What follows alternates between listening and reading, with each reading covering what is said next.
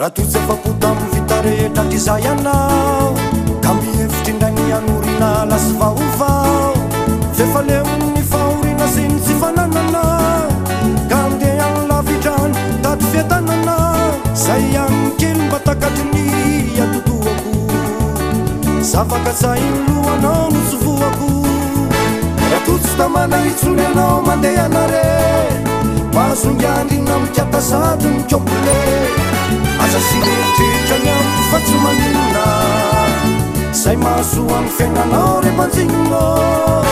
raha totsy tamana itsony anao mandeha anare mahazongiandrina mikata sady ny kiople aza sy neritreritra ny amiko fa tsy maninona zay mahasoa amin'ny fiainanao rehefanjinino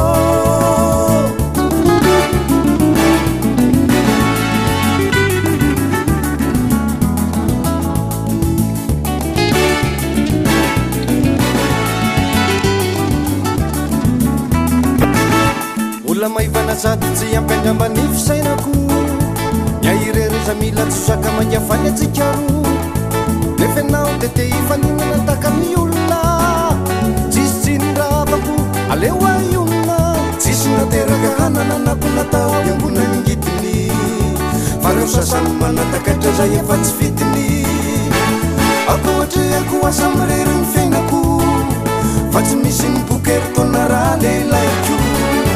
samy manditany kalesa mitsinja ny asany milololanitra tsy maintsy lemnanao narany ako atreako asa mirery ny fiainako fa tsy misy ny bokery tona raha lehilaiko samy manditany kalesa mitsinja ny asany milololanitra tsy maintsy lemnanao narany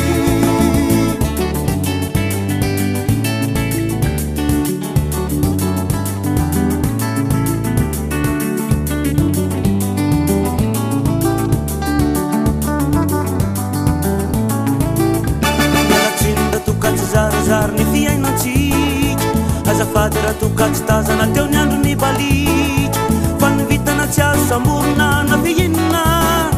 andriamanitra mba nanome fizao tsy nambinino sovady maherezaky mazo ary masto nefa tandre mialasa mikitoato raha tofitynetiny fotsiny izy any anenana fa ny efa nandratra ny fady raha iverenana fantatranao fa fetsifetsy sy maranitra ka isaorakona be lehibe hotahin'andriamanitro raha tofitynetiny fotsiny izy anenenana fa ny efa nandratra ny fady raha iverenana fantatranao fa fetsifetsy sy maranitra ka isaorakona be lehibe hotahin'andriamanitro